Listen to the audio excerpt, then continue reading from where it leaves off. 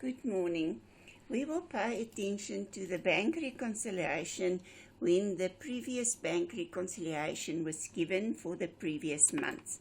So it means at the end of May 2023, we looked at all our entries and we said the two entries that must still be completed by the bank was the one for the outstanding deposit and the EFT.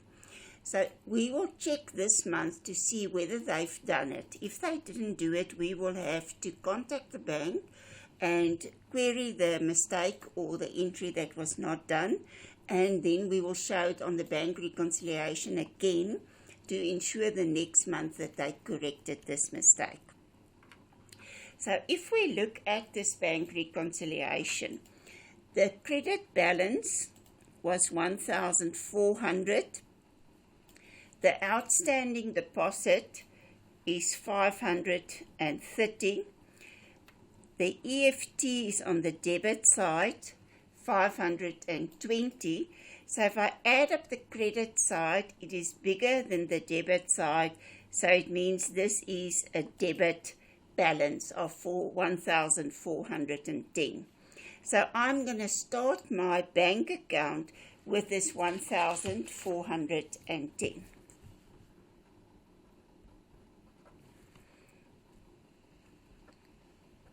And this is on June the 1st.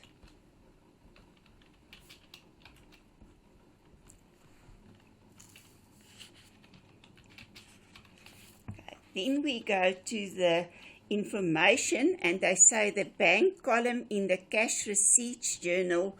So for all the entries that we've already recorded from the 1st of June up to the end of the month was 2,480. So on June the 30th, the totals for June already completed was 2,480. Then if we look at the cash payment, it is 1,940.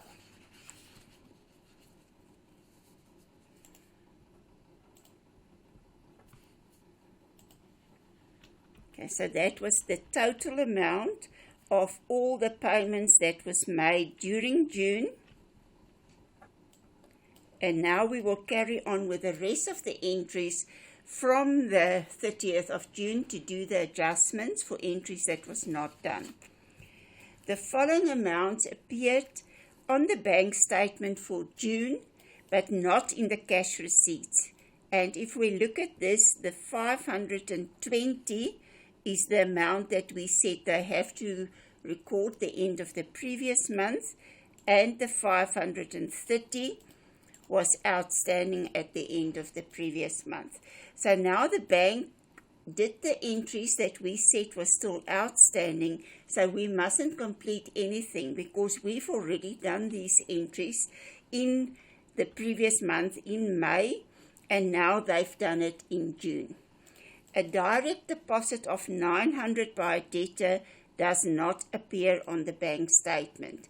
So we received money from a debtor, 900, and we recorded the 900, but the bank didn't record the 900. Okay, so that 900 must now go in your bank reconciliation statement. Now, we will always start our bank reconciliation with a balance in your bank statement at the end of June. We don't know whether it's a debit or credit balance, so we're not going to read through the whole exercise to determine that.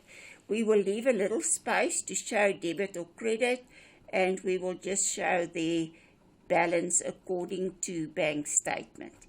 Then when we get this figure, we can just add it to the bank recon.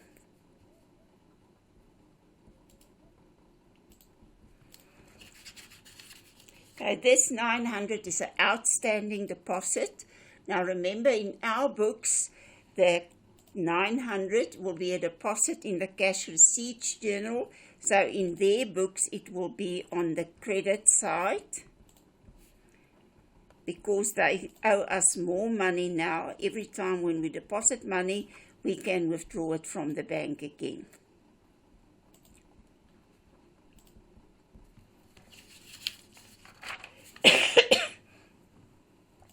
A payment by debit card on 30 June for $3.54 to pay for delivery of inventory purchase does not appear on the bank statement.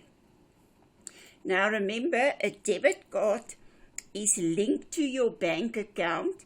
So when the business uses the bank card, it means that the bank will take the money out of the account of the business and put it into the account of the person that must receive this money.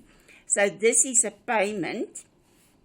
It doesn't appear on the bank statement, so they still have to show that $354. So it's basically like an EFT, except that you paid it with your debit card.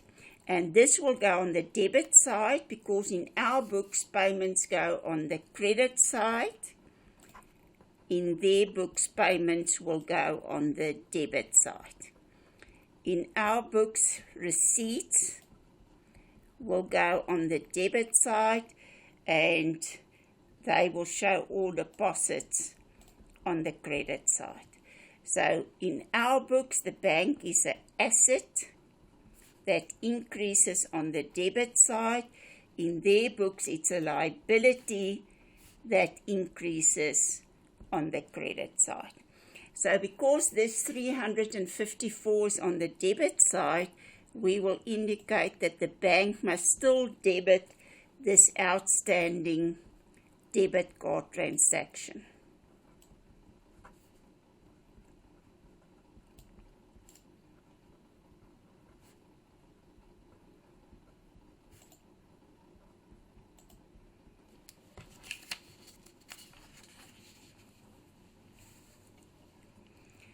Okay, charges on the bank statement.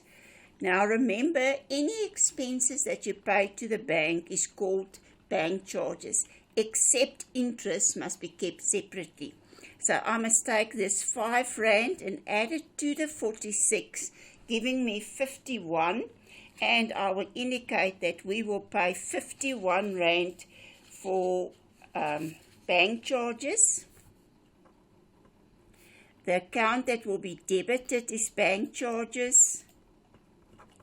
The bank where we receive this from is ABC Bank. And we will show that we will have 51 Rand less in the bank. Okay, interest on credit balance. Now this is one of the entries where you quite often make a mistake.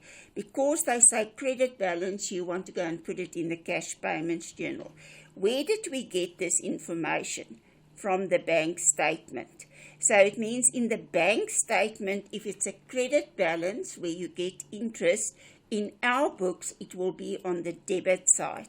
So it will be in the cash receipts journal. And I received this money from ABC Bank. The interest is 18 Rand. And I will post that to the interest on current account. If it was interest that we have to pay to the bank, it would be interest on overdraft. Nelson deposited the monthly rent directly into the bank account of Alice Traders. So they've already recorded this. We still have to record this 300, and we will show that this money is received from W. Nelson. He deposited 300 Rand. That will increase the money in the bank, and the sundry accounts, you will show that this will be posted to rent income.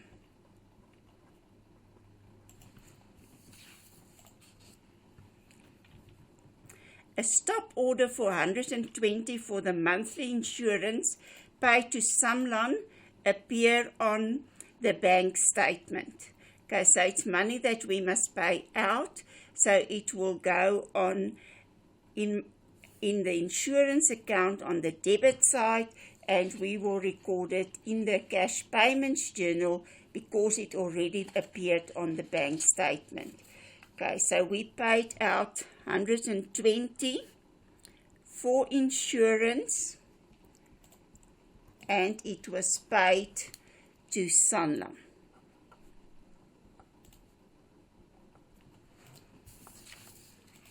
And then for the last entry, they say, on the bank statement showed a credit balance of 1551.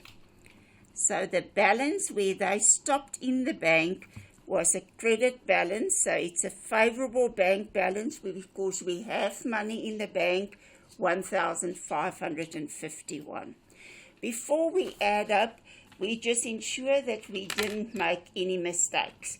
So if I look at the cash receipts journal, interest on current account is an income, so it must go in the cash receipts journal. If I look at the cash payments journal, bank charges is money paid out, so it must go in the cash payments journal. If I look at the rent income, that is money that I receive, so it means that rent income must go in my cash receipts journal, and I will show W. Nelson 300, and this is for rent income. Okay, so if you made a mistake, you just draw a line through the entry where you made a mistake, and you correct it in the place where it's supposed to be. So, for instance, this amount was supposed to be 320, then you will draw a line through it, and just above it, write 320. Insurance is expense, so it's money paid out. Okay, in our cash receipts journal, the total is 2798, and that 2798 will be transferred to my bank account on the debit side. So this is the total entries for money received during the month. So you will either write here total receipts to indicate that's the amount that you received, or you can write sundry accounts. Okay, if we look at the cash payments journal, this is the money that we paid out during the month. So the total is 2,111. This is taken out of the bank, so it's the total amount taken out of the bank. So we will credit our bank account and indicate that that's the total payments, or you can say sundry accounts.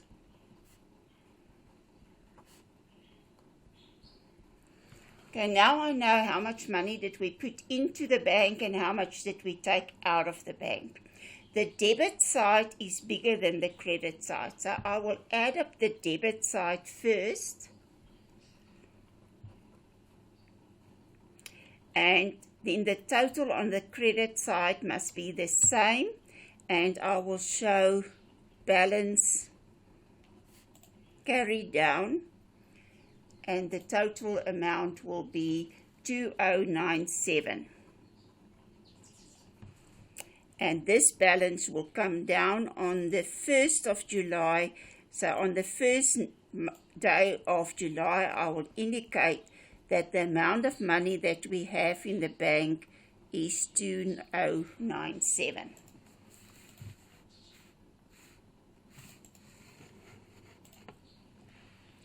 Okay, then I will transfer this balance to my bank reconciliation. The balance is on the debit side, so it's debit balance according to bank account.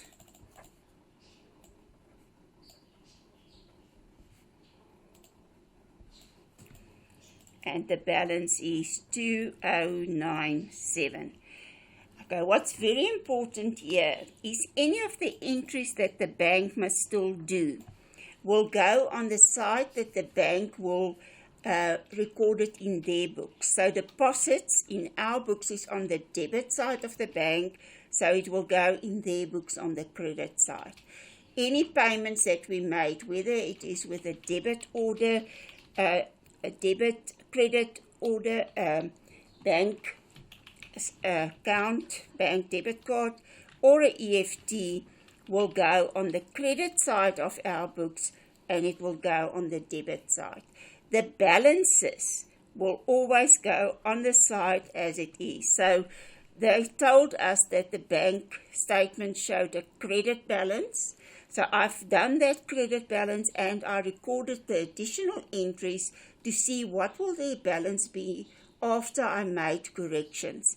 And then I want to see if I've done that and I put in my debit balance. So if it's here on the debit side, it will go in my bank recon on the debit side. So it's only the entries that they still have to record that you will put on the side that they will do it. And if I add up now, I will get a total on both sides. And if there's no mistake, then it means that the total will be the same. Okay, if you get to this point and the total is not the same, just leave it like that. Don't go and look for the mistake. Just remember that you will still get marks for all the entries that you've done, and you perhaps had one entry wrong, and then you lose that one mark.